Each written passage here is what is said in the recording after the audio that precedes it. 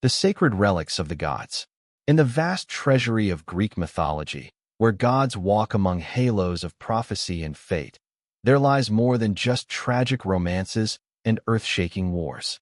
Hidden within each tale, within each clash of immortals, are powerful relics, divine artifacts that do more than grant strength.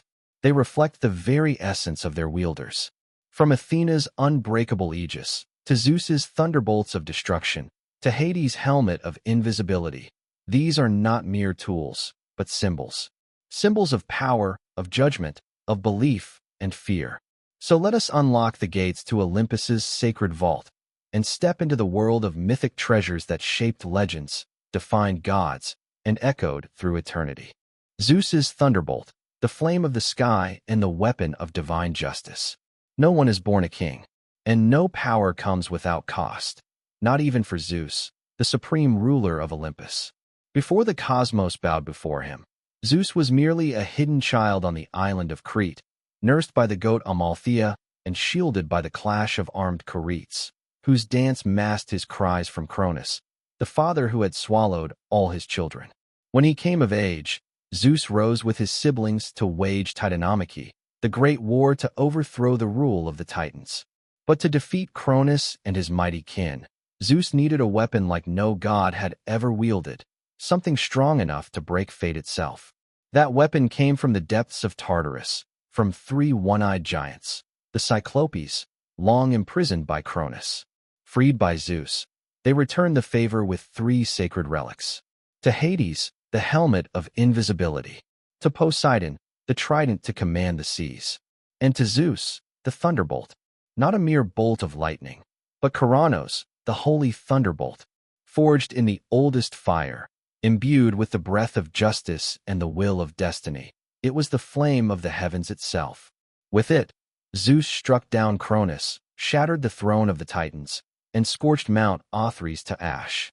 It stunned Hyperion, toppled the halls of Iapetus, silenced the eternal flame of Zeus, and brought mighty Atlas to his knees, condemned to bear the sky for eternity. After Titanomachy, Zeus ascended as king of the gods, and the thunderbolt became the ultimate symbol of divine authority, a glowing reminder to all of heaven and earth. Only one wields the will of fate. But the thunderbolt wasn't just punishment for enemies, it was warning to betrayers. It incinerated Semele, a mortal who dared ask to see Zeus in his true form. It smote Phaeton, son of Helios, when he lost control of the chariot of the sun. And most of all, it destroyed Typhon, the monstrous child of Gaia sent to annihilate the gods. Even when Zeus was struck down and his sinews torn, the final flicker of the thunderbolt was enough to drive Typhon back, long enough for Hermes to rescue the king of gods and restore his strength.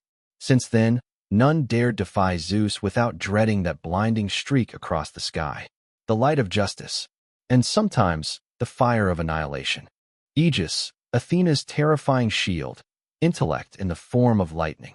Amid the thunder of Zeus and the wrath of Poseidon, there was something far more fearsome, something that made both enemies and allies bow not out of brute force, but out of awe for its cold, commanding intellect. The Aegis, not merely a shield, but the embodiment of divine wrath and supreme wisdom. In Greek mythology, its origin is steeped in myth. Some say it was crafted from the hide of Amalthea, the sacred goat who once nursed infant Zeus. After the Titanomachy, Zeus flayed the skin and gifted it to Athena as a symbol of protection and eternity. Yet more often, it is told that the Aegis was Zeus's own shield, shared only with Athena, the daughter born solely from his head, without a mother, pure intellect forged into divine form. But this shield was unlike any other. Its surface was not smooth, but embedded with the severed head of Medusa, the snake-haired Gorgon who once defiled Athena's temple. Slain by Perseus, Medusa's gaze did not die. Instead, Athena placed it upon her shield, turning the Aegis into a weapon of terror. One flash of its surface, and entire armies crumbled in fear. The Aegis appeared in great battles. In the Trojan War, Athena used it to shield Greek heroes and spread chaos among the Trojans. Its thunderous roar and icy winds swept across the battlefield like a divine storm. In the Gigantomachy, It was the Aegis that helped Athena defeat Enceladus, the strongest of the giants. She crushed him beneath Sicily, where Mount Etna still erupts today, his rage echoing through lava and ash. Even Zeus, the Stormbringer himself, once wielded the Aegis to cloak Olympus in an unending storm as he prepared to punish humanity for Prometheus's betrayal. The Aegis is not merely armor, it is a declaration, a symbol of justice born from reason, of order triumphing over chaos, and of a power so great it does not need to spill blood to command obedience. It is intellect, cast in lightning. ARTEMIS'S silver bow, pure arrows and silent death. Not all weapons roar like thunder or blaze like divine swords. Some kill in silence, without a trace, without warning. Just a whisper through the wind, and everything ends. ARTEMIS'S silver bow is the embodiment of that power, cold, merciless beauty. Pure, but deadly. Origin. Daughter of Zeus and Leto, and twin sister of Apollo, Artemis was unlike any other goddess. As the deity of the hunt, virginity, wilderness, and wild beasts, she chose solitude over love, freedom over rule, bound only by purity and instinct. To honor her wishes, Zeus granted her sacred gifts. The most precious was her silver bow, crafted by Hephaestus from the light of a newborn moon, with arrows forged by the Cyclopes from falling stars atop Mount Olympus. Power. Don't be fooled by its quiet grace. Each arrow does more than pierce flesh, it cuts through fate itself.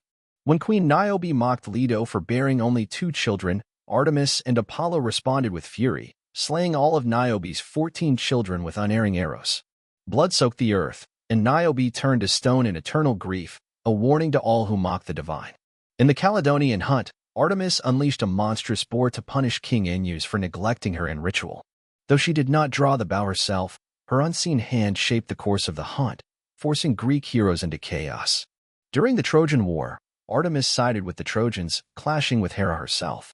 Though struck down in divine combat, she stood unyielding, proof that purity is not weakness, but strength that bows to no one. Symbolism. The silver bow is more than a weapon.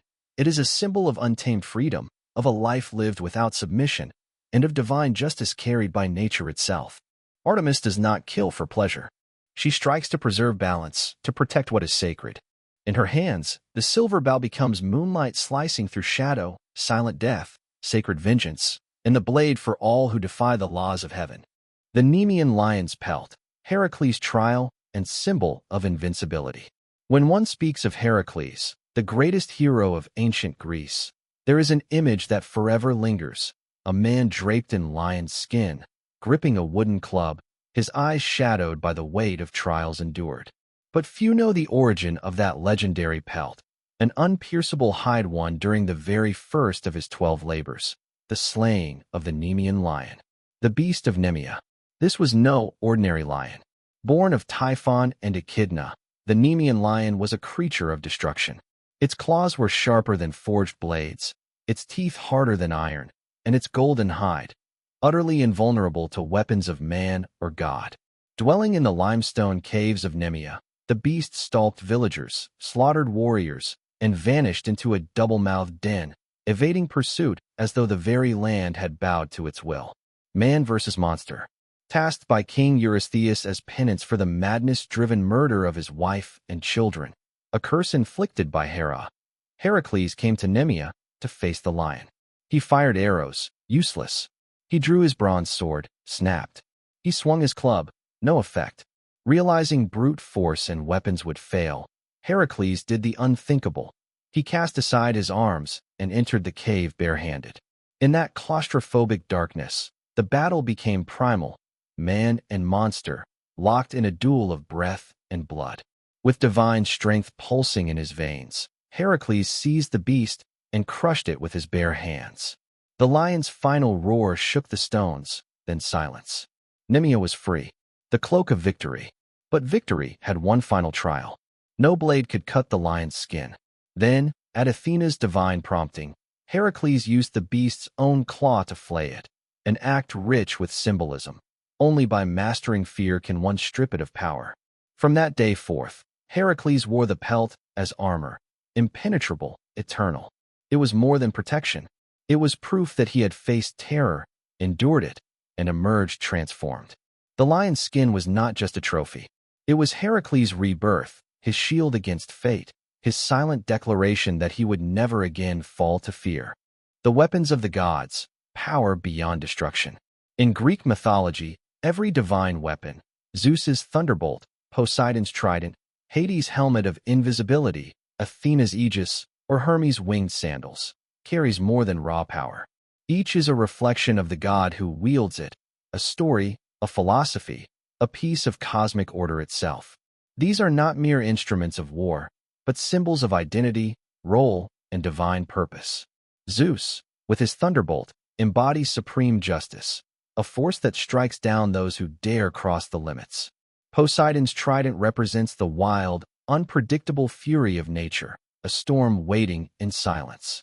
Hades' helm is the quiet shadow of death, unseen, inevitable, and absolute. Athena's aegis is not brute strength, but sharp, unflinching wisdom, justice without chaos. Hermes, with his winged sandals and caduceus, is the god of messages, cleverness, and freedom, movement beyond boundaries. Behind these weapons lies not just violence, but a value system, a message from myth to mankind, that true power isn't found in destruction, but in how that power is used. In the end, these weapons are mirrors. Each divine relic is part of a greater tale, a story of restraint, responsibility, and the eternal battle within. And if modern humanity can learn anything from these ancient myths, it may be this. The greatest strength is not held in the hand, but in the mind and heart.